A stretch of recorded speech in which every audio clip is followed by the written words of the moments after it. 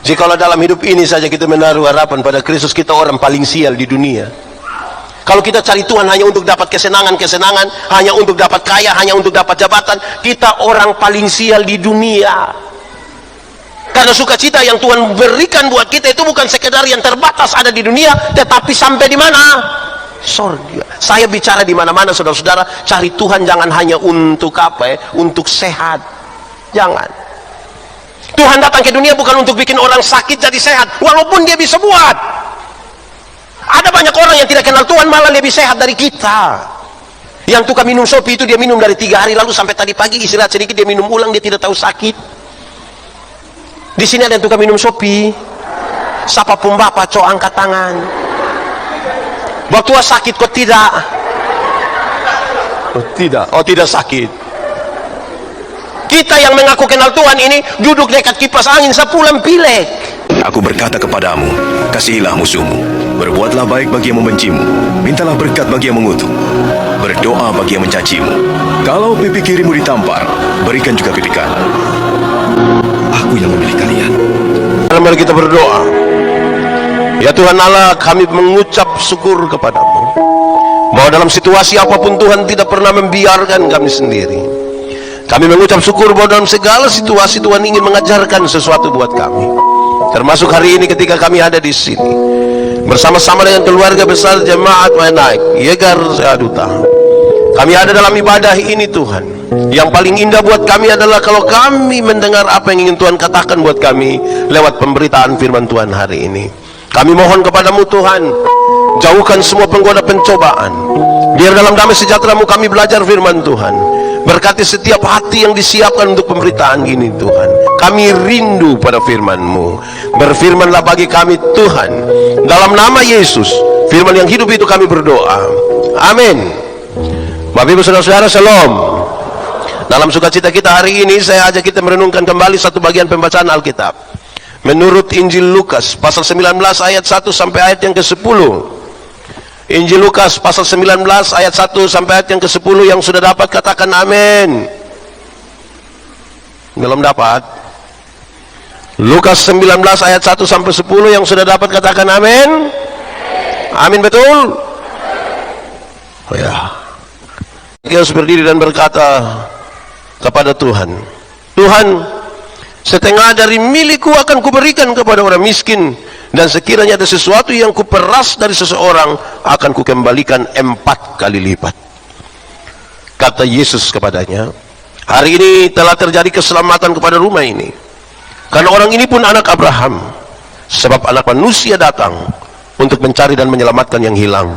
Demikian firman Tuhan. Berbahagia setiap orang yang mendengar firman, memelihara dan melakukan dalam hidup setiap hari. Shalom. Ini terlalu pelan. Shalom. Anak-anak, shalom. Kurang kuat. Shalom. Saudara-saudara, kita membaca dan mendengar ulang kisah tentang Sakeus. Pemerintah Romawi itu mereka menaksir satu daerah tertentu. Kira-kira dari itu daerah itu hasil dari mereka bisa dapat uang berapa? Apalagi itu daerah-daerah jajahan. Don coba misalnya kalau dia pemerintah di sini dia bilang oh enak gitu, kira-kira dapat berapa dari situ. Terus kalau dia taksir habis, dia lelang. Siapa yang dapat lelang tersebut, dia diberi kesempatan untuk pungut pajak dari masyarakat, dan dia makan dari situ. Pajak waktu itu terlalu berat, dan karena pajak terlalu berat, orang-orang yang pemungut cukai itu paling tidak disukai. Kenapa? Karena orang ambil dari masyarakat yang susah, dorang kasih kepada pemerintah separuh, separuh dorang makan. Orang begini baik atau tidak? Sudah tahu orang susah datang ambil tambah lagi dari orang, itu baik? Baik atau tidak? Di UNAIK ada yang kerja hanya bikin susah orang, ada laki-laki kok perempuan.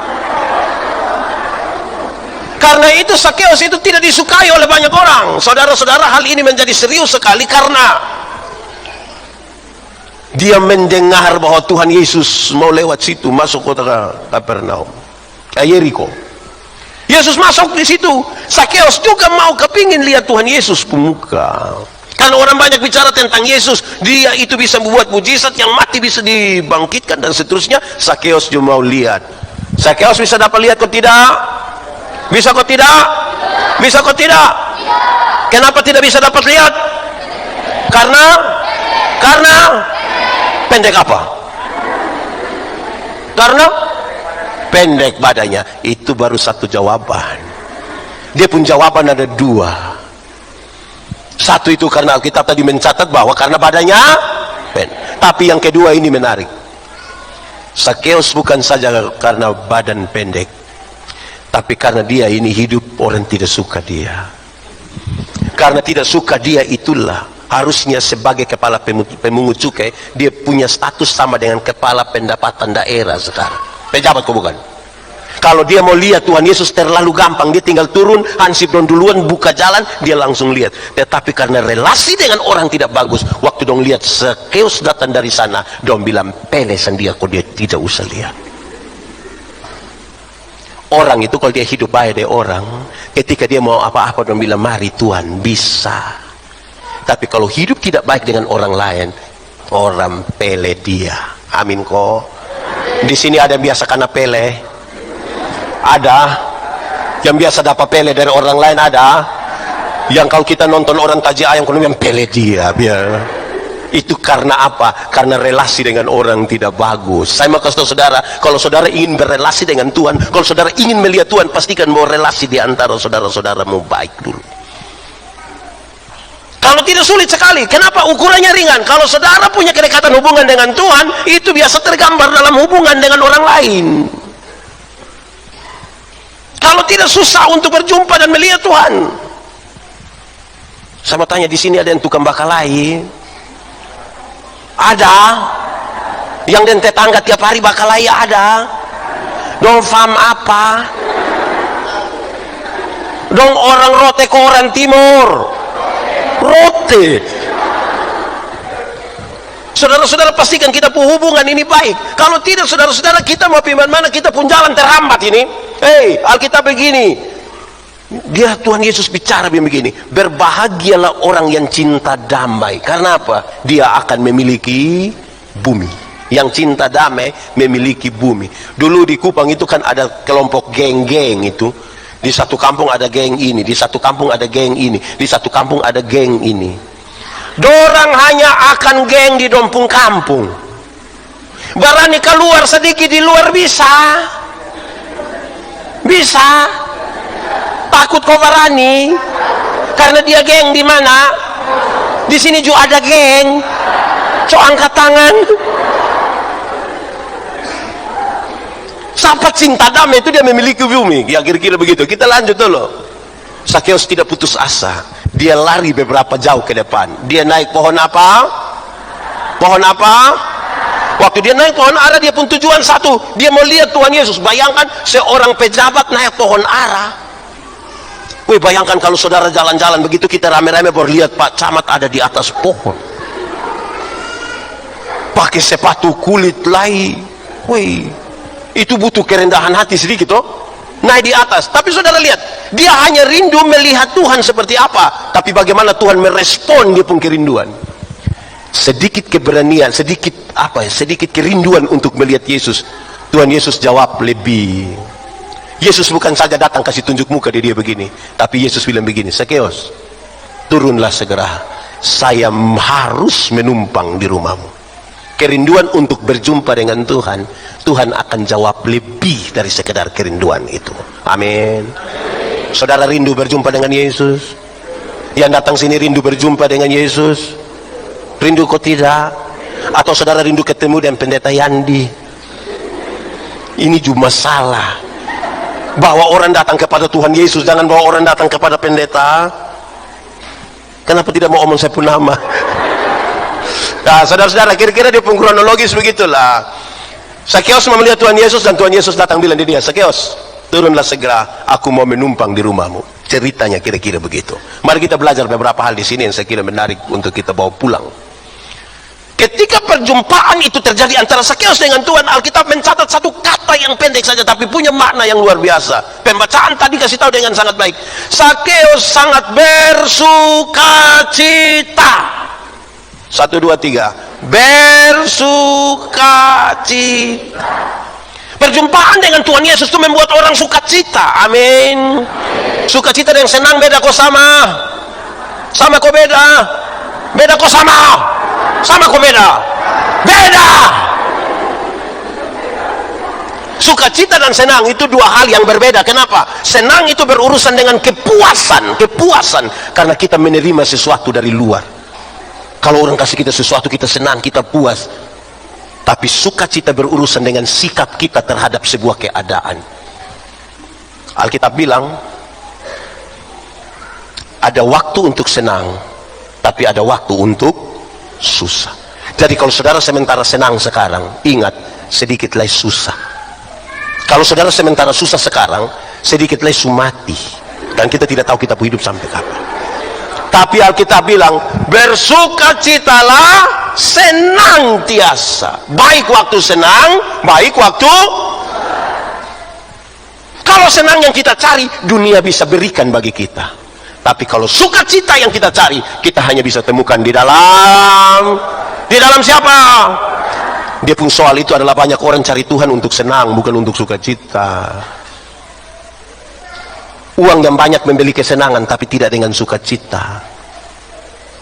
Saudara kalau mau butuh senang, pilih lipo. Tahu lipo? Pernah pi dengan siapa? Beli apa? Dunia menawarkan kesenangan, tapi belum tentu dengan sukacita. Senang itu bagian dari sukacita, tapi sukacita itu bukan senang. Senang itu bukan sukacita. Sama kayak ban itu bagian dari oto, betul. Tapi ban itu bukan oto. Supaya jangan baru naik ban dia kira dia sudah naik oto. Tidak begitu. Karena itu cari Tuhan, cari untuk apa? Sukacita. Alkitab berkata dengan sangat baik dalam pembacaan tadi, dengar. Dia itu seorang kepala pemungut cukai. Dia seorang yang kaya, kata Alkitab tadi. Tetapi rupanya dia punya sukacita tidak ada sama sekali. Jabatan yang ada pada dia, kekayaan yang ada pada dia, tidak mampu membawa dia dalam apa? Sukacita. Sukacita itu hanya dapat di dalam siapa? Tuhan. Celakalah kita saudara-saudara kalau tiap hari kita cari hanya untuk senang-senang. Kalau kita cari Tuhan hanya untuk senang, hanya untuk harta, hanya untuk jabatan, hanya untuk semua, kita orang yang susah sekali. Karena sukacita itu Tuhan berikan tidak diwakilkan dengan apa? Dengan materi. Saudara-saudara, mari kita buka satu ayat Alkitab. Pertama Korintus pasal 15 ayat 19. Coba buka. Cepat. Pertama Korintus pasal 15 ayat 19, yang sudah dapat katakan amin. Coba baca 1, 2, 3.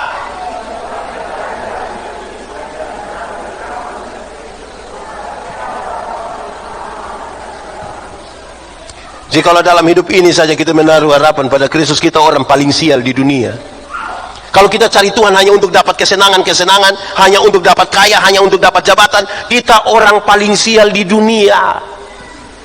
Karena sukacita yang Tuhan berikan buat kita itu bukan sekedar yang terbatas ada di dunia, tetapi sampai di mana?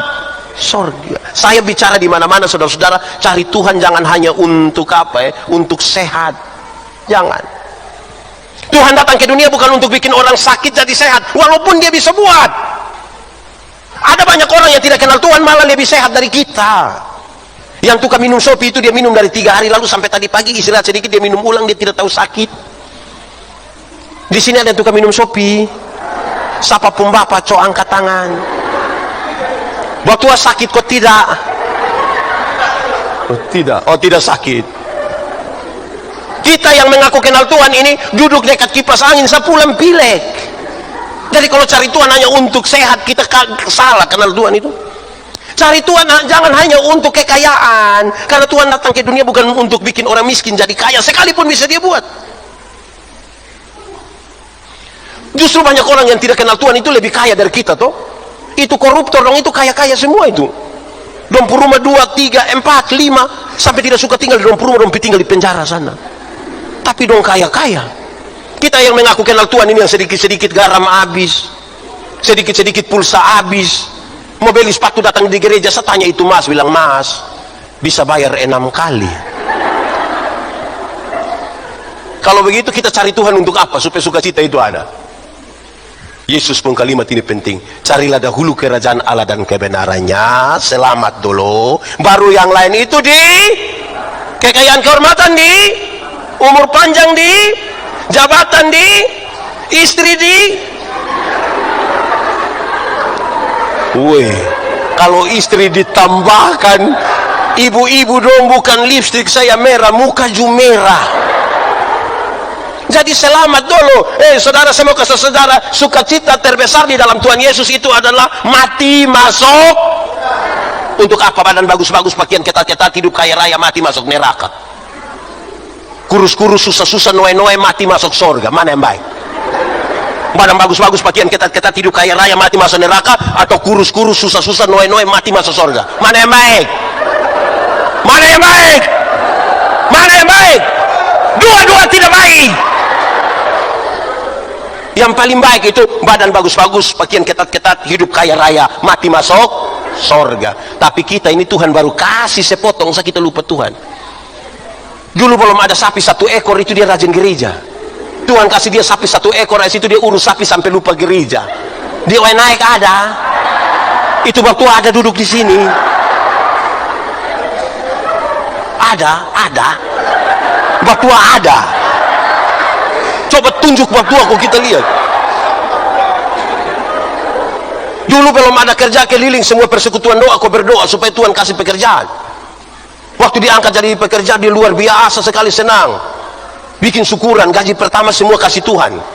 Gaji kedua, ketiga, sampai hari ini yang sudah tidak lagi. Terus panggil dia, kau membuat jadi majelis, dia pun buat tingkah. Di ONAI ada yang begitu. Ada kok tidak mama, ada. Sukacita paling besar itu ada di situ. Woi, saudara, ketika kita ketemu dengan Tuhan itu, sukacita itu buat kita luar biasa. Mau badai kok apa, yang penting sukacita. Saudara tahu bahwa kita ini sulit sekali untuk bisa mengandalkan diri kita. Ketika COVID itu, tahu COVID? Dia paham apa? Oh, saya kira dia paham 19. Ketika COVID ada, orang masih bisa bertanya, Pak, ini memang sakit betul kok apa? Orang masih coba-coba begini. Ini betul kok atau rekayasa kok apa? Itu waktu COVID. Tapi waktu badai seroja, tidak ada kata lain. Hanya Tuhan saya yang bisa tolong kita. Amin kok. Kita tidak bisa. Saudara tahu, biasanya di sini ada yang biasa ada Facebook kok ada. Tanta-tanta juga ada yang pegang. Mama pun ada. Kalau belum badai itu, saudara-saudara tahu, itu kita taruh kita pemuka, makan kosong juga foto, di pantai juga foto.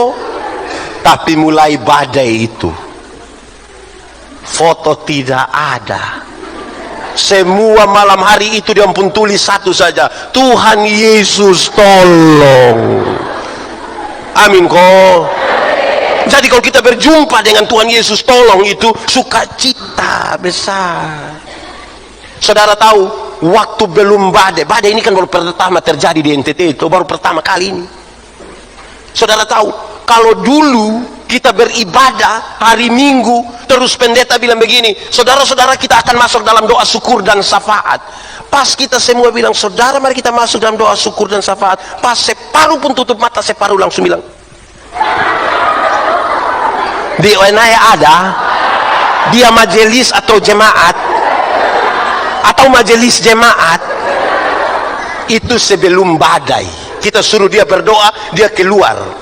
Tapi setelah badai, pas badai itu malam, yang tidak pernah doa syafaat, dia pun doa ngeri.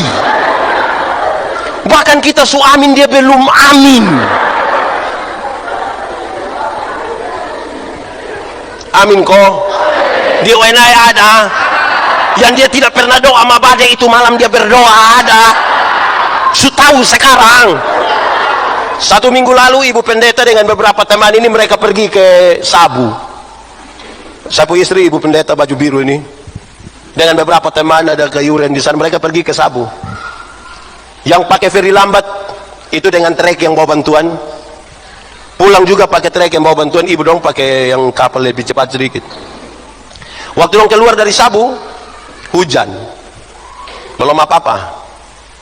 Sampai di Laut Sabu, feri lambat itu mesin mati. Kalau mesin mati, listrik ikut mati. Ada dia pu konjak itu oto, itu dia pun nama Anis, anak dari Lelogama. Baru pertama kali ke Sabu. Waktu listrik mati dia hanya duduk diam-diam, dia hanya bilang, aduh, aduh, aduh. Kira-kira, oh sama-sama dan dia Jubi. Anis hanya bilang, aduh. Saya mau tanya, kira-kira waktu kita bilang, aduh listrik hidup, terakhir Anis naik di oto, Anis berdoa. 30 menit kemudian waktu mesin hidup kembali, listrik menyala, dia bilang, padahal saya bersidi. Waktu dia cerita, saya bilang, dia bilang begini, Anis, kok lu takut apa? Kok hanya di air? Bukan di batu karang, di air tidak apa-apa. Bisa. Saudara lihat sekarang, antara hidup dan mati, kita pun uang, kita pun jabatan, kita pun semua tidak bisa memberi jawab apa-apa. Amin kok. Sukacita terbesar itu kalau kita berjumpa dengan Tuhan. Mati masuk. Karena itu jangan bagaya. Ini Tuhan baru kasih kesempatan, dia ada jabatan sedikit. Kepala dusun sama dia pun bagaya. Bukan saja dia bagaya, dia pun istri juga ikut bagaya. Sampai suruh panggil dia, bilang dia mama dusun. Kita ini kadang-kadang ke apa kok? Tuhan kasih dia pun suami ini kepala sekolah, suruh panggil dia ibu kepsek. Lama-lama dia tanda tangan rapor. Susah kita pun. Tapi mama bukan mama kepsek, tidak. Saudara-saudara, karena itu sukacitalah kita di dalam Tuhan loh. Amin kok. Mau badai mau apa, sukacita. Kenapa? Tuhan mengatur semuanya. Dia tahu kalau dia izinkan ada masalah, dia tahu cara bagaimana untuk membebaskan saudara dari persoalan itu. Amin. Beri kemuliaan bagi Tuhan. Saudara tahu bahwa kerinduan, jangan tunggu sampai listrik mati di Laut Sabu dulu baru berdoa. Saya kasih tahu saudara, saya mau kasih tahu saudara, semakin jauh berjalan bersama Tuhan, semakin kita menemukan kita bukan siapa-siapa. Saya suka kasih tahu pakai contoh ini. Kalau saudara jalan kaki, pernah jalan kaki? Di mana? Pisoe. Kalau saudara jalan kaki, bisa, tapi jaraknya dekat. Karena jaraknya dekat, kita tidak butuh orang, bahkan Tuhan pun kita tidak butuh. Ibu-ibu bisa jalan kaki karena dari rumah pikir dong bisa pakai high heels tinggi begini yang haken. Jalan tanpa rasa takut. Coba lebih jauh sedikit, naik motor. Pernah naik motor? Pernah? Di mana? Saudara kalau naik motor, katakanlah dari sini pi Batak Teh, itu anak ojek itu dia gas motor lari kincang. Saya yakin yang di belakang akan bilang, dia bilang, adi pelan sedikit. Kenapa? Tanta pun dada tidak bisa. Terus itu anak ojek yang tidak bisa, tanta. Kok kenapa? Tanta hanya bayar 5.000 saja. Memangnya kalau 5.000 kenapa? Kalau 5.000 tidak pakai rem, tanta. 10.000 dulu baru pakai rem. Tapi poinnya dapat. Mulai rasa takut toh? Coba lebih jauh lagi. Naik bis. Pernah naik bis? Pihak Tambua pernah? Dengan bis malam pernah? Duduk di samping sopir pernah? Lihat itu manusia dong punggas oto itu, itu sampai bok-bok di TMF di Camplong itu hampir-hampir yang sopir itu belum injak rem, kita mau angkat kaki kok injak. Susah makin jauh berjalan kita takut. Susah makin jauh berjalan kita takut. Lebih jauh lagi, naik feri. Pernah naik feri? Di mana? Rote. Kok kenapa tidak jalan kaki? Kalau saudara naik feri, saudara di NTT ini paling enak, kalau bukan paling enak, yang sedikit menantang kalau naik feri itu Sabu. Laut Sabu itu mau angin, kok tidak angin tetap dia bergelora. Saudara sekalipun bisa berenang, kalau tenggelam di laut Sabu, jago ju hilang. Saya ingat saudara-saudara, saya melayani di Sabu kira-kira 5 tahun.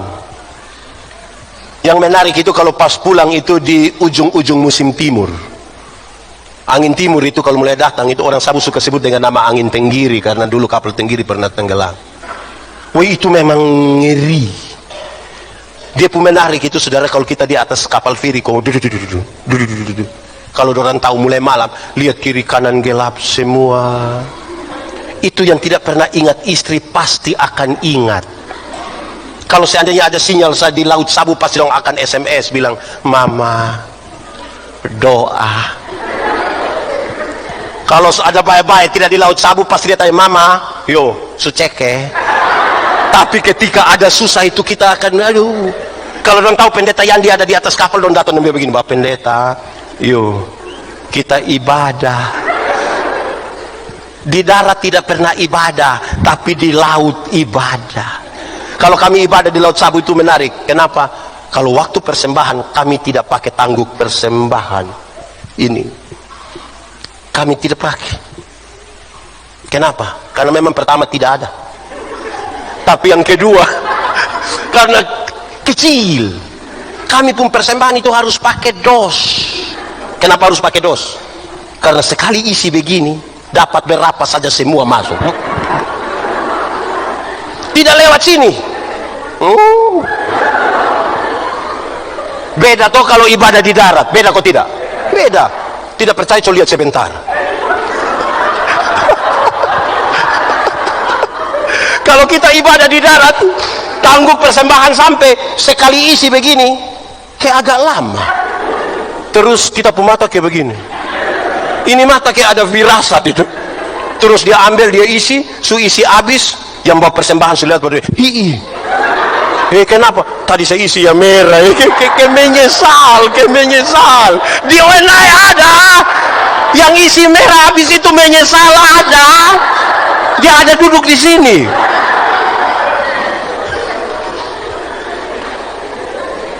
Semakin jauh perjalanan saudara gitu, lebih jauh lagi naik pesawat. Pernah naik pesawat? Di mana? Saudara, ini ternyata tukang bajalan semua. Saudara kalau naik pesawat, jangan naik yang kici-kici dong, yang pirote itu ATR dong, naik yang ke Boeing dong, itu Airbus.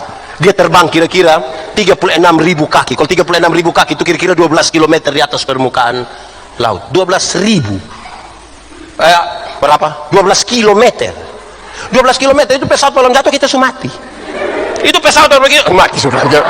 Dia baru begini, mati. Saudara tahu kalau naik itu di 36.000 meter itu 12 km itu sudah dianggap aman, jadi orang sudah bisa lepas dia punya itu barang yang pengaman itu. Sudah bisa sengaja jalan-jalan di WC supaya orang tanya, "Mimpi mah berangkat."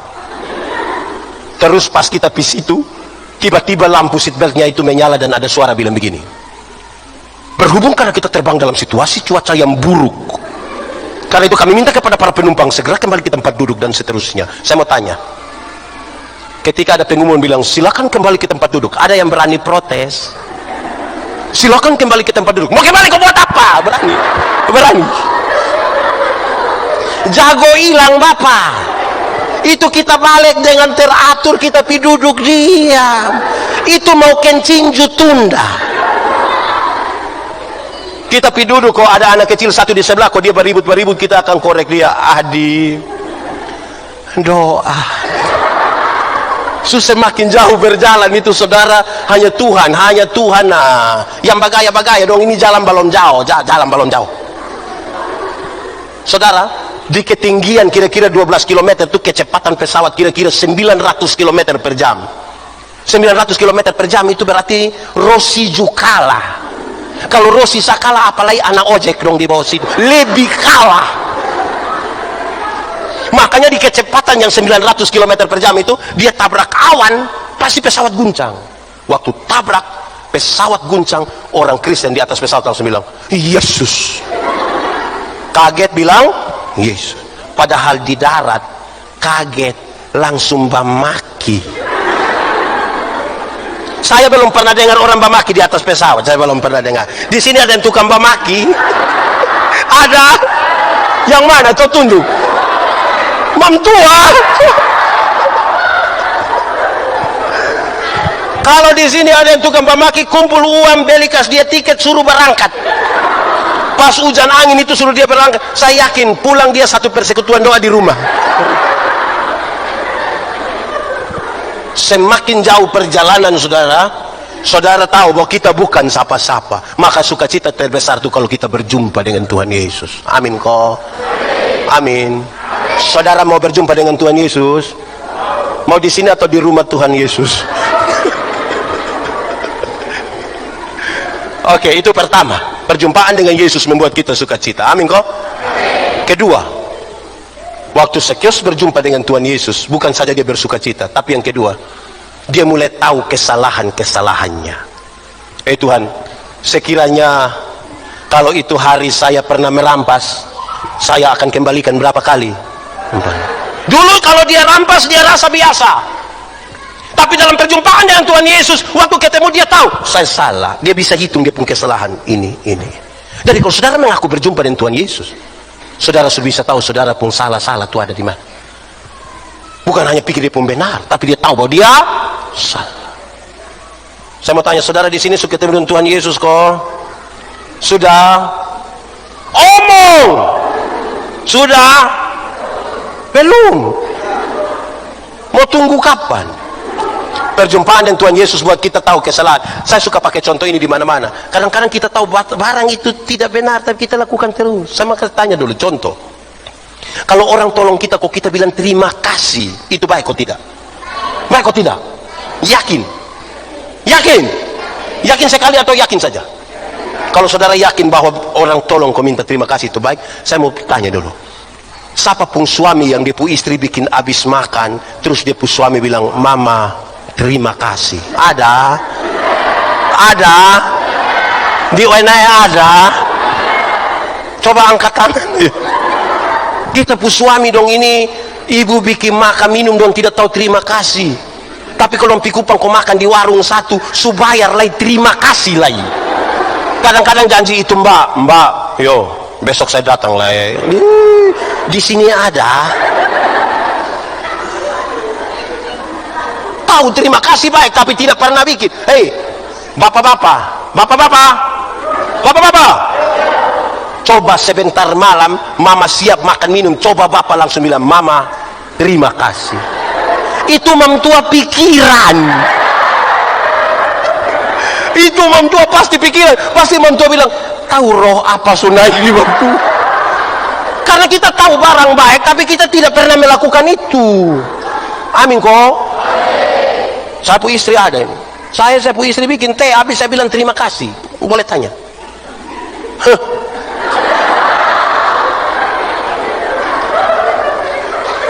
Jadi tolong kau tahu terima kasih. Saya mau tanya saudara, mengalah itu baik kok tidak? Yakin? Benar-benar yakin? Oke, kalau saudara tahu bahwa mengalah itu baik, setiap kali suami istri bertengkar, siapa mengalah duluan? Mama kok bapak? Mama kok bapak? Bapak kok mama? Mama kok bapak? Bapak kok mama? Dari pada kita bertengkar, bapak kok mama, mama kok bapak, kenyataan membuktikan bahwa kita sama-sama tahu bahwa mengalah itu baik. Tapi setiap kali suami istri bertengkar, dua-dua tidak mau mengalah. Malam bapak tidur di kebun deng ular. Kalau terpaksa tidur sama-sama, mama hadap kiri, bapak hadap, bapak ngomong kok tidak? Kamu juga tahu.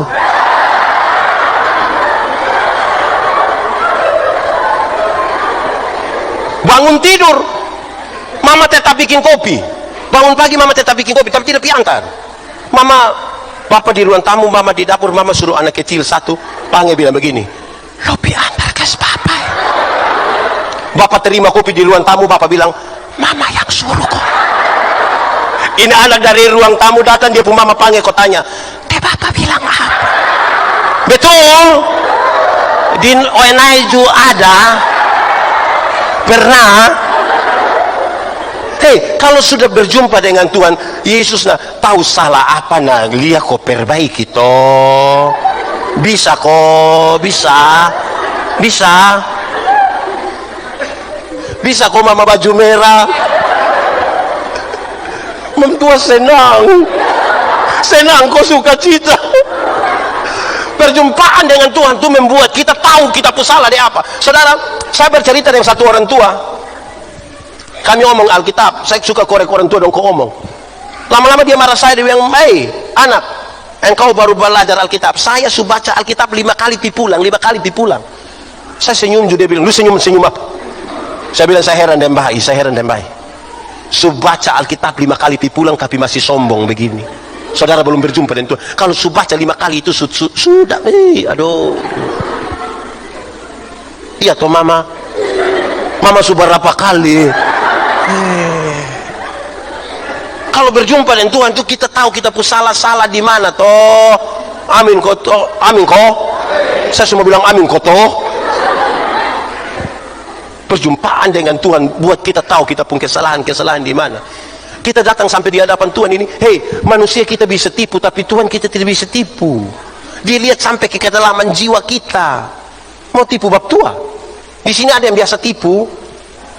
Ada. Dia ada di sini. Dia pakai baju warna apa? Merah.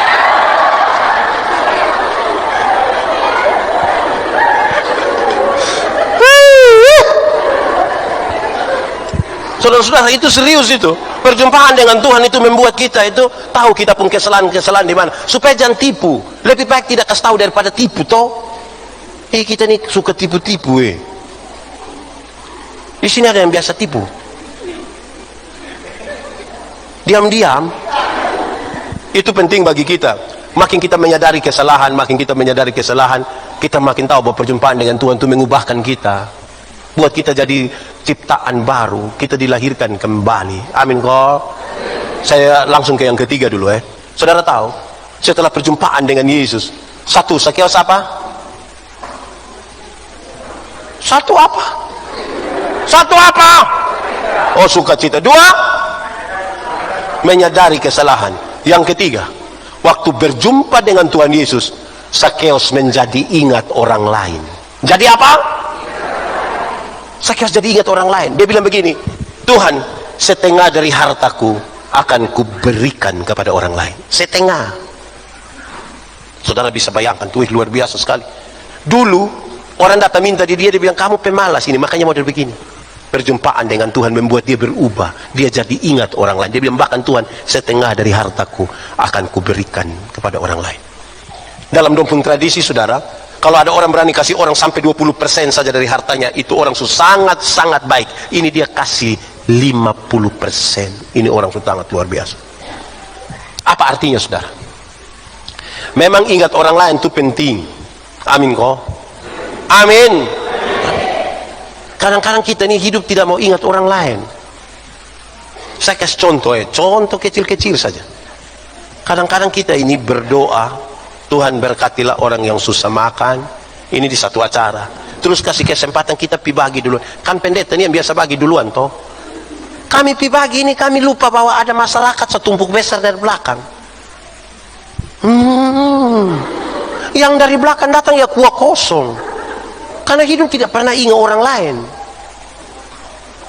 Semua keluarga itu pernah bertengkar. Pernah kok tidak mama? Dan bapak pernah? Tiap hari. Tetapi kalau kita bakalah itu, tolong ingat ada orang lain di luar toh. Beta paling suka kalau orang bakalah kodom bangun kok maki baterai di pinggir jalan, maki ancor. Malam kita lewat doa ada bilang, nah yang tadi bakalah di pinggir jalan. Sudah dengar? Bikin apa-apa itu tolong ingat orang lain. Anak muda dong justru satu. Anak muda, di sini tidak ada anak muda. Ini tante-tante semua. Hei anak muda dong, bikin apa-apa tolong ingat orang lain, bisa kok? Saya suka omong di mana-mana. Saya kira saya pernah omong di sini. Ini anak muda dong ini, orang tua pikir dong pembayar makanya kredit cash dong motor. Betul Itu motor itu tidak mungkin cash, kredit. Ini motor ini hasil dari pabrik. Pabrik itu yang kerja pakai sistem komputer, lab manusia yang kerja di situ otak mantap. Makanya dong tahu memang gas di mana, dia rem ke mana, ban ke mana, speedometer ke mana, dong su atur memang. Tapi kita pu anak yang tidak lulus semua mata pelajaran ini. Dorang ju reparasi motor. Akhirnya itu motor bunyi ke orang gila. Wah, wah, wah. Di Wenaya ada. Habis ini kita periksa motor di luar itu. Hei, motor begitu itu dia tidak ingat orang lain. Makanya setiap kali lewat ikut satu kampung kok wah wah, itu orang pun doa hanya satu. Itu doa bilang apa? Bilang apa? Comati baik. Karena bikin apa-apa tidak ingat orang lain. Tadi datang pakai motor? Oh jalan.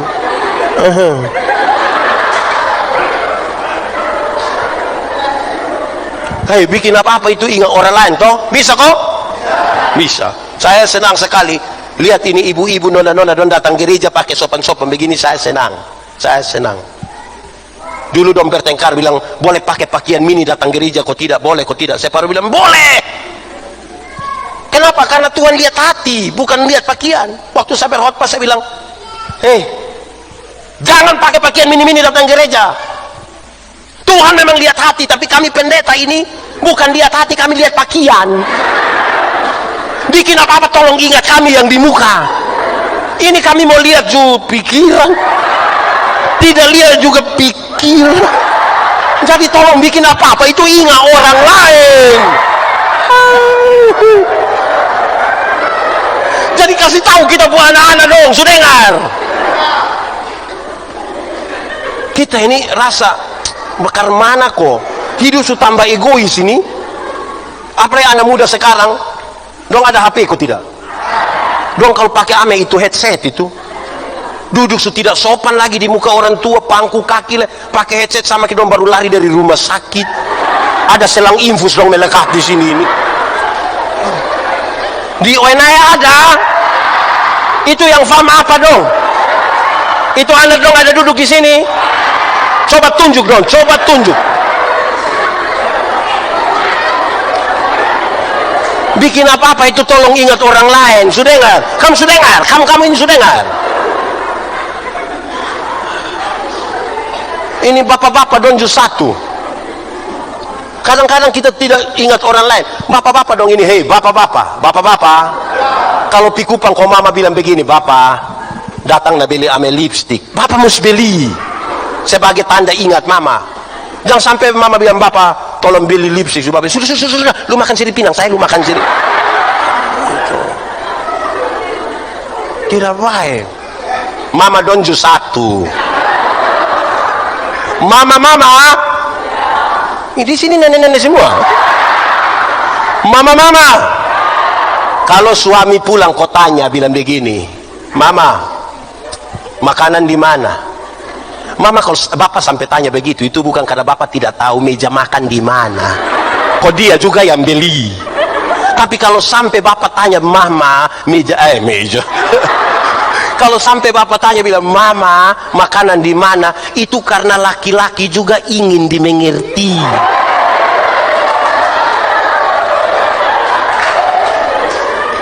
Ini bapak boleh tanya bapak, mama, makanan di mana? Mam tuh, kok ada di situ makan steak ya salah. Di sini juga ada. Itu ibu ada di sini. Itu ibu ada di sini. Hati-hati, tidak boleh. Hai, perjumpaan kita dengan Tuhan itu bikin kita jadi ingat orang dulu toh. Amin kok. Saudara bayangkan kalau satu jaga satu pun perasaan, satu rumah tangga jadi satu rumah tangga pun perasaan, ipar-ipar jaga perasaan, mama mantu, bapak mantu, dari mana? Di sini semua bapak mantu dari UNLAS.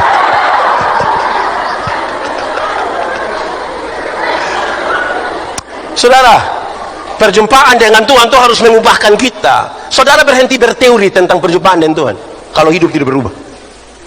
Dia pun perubahan tiga tadi. Sukacita karena kita mati masuk surga. Kedua, apa?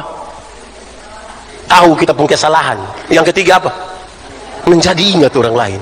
Kalau saudara tahu semua teori tentang perjumpaan dengan Tuhan tapi tidak melakukan, lalu apa artinya? Amin kok. Kuatkan hati kita Kan kita percaya Tuhan itu luar biasa. Dia kalau sampai tahu bahwa ada sesuatu terjadi di sini masa mau kesenangan kita, Tuhan tidak pernah biarkan kita sendiri. Tidak pernah. Bahkan sedetik pun. Mari kita tunduk kepala di hadapan Tuhan. Tunduk kepala. Kita ambil sikap doa. Aku berkata kepadamu, kasihilah musuhmu, berbuatlah baik bagi yang membencimu, mintalah berkat bagi yang mengutuk, berdoa bagi yang mencacimu. Kalau pipi kirimu ditampar, berikan juga pipi kanan. Aku yang memilih kalian.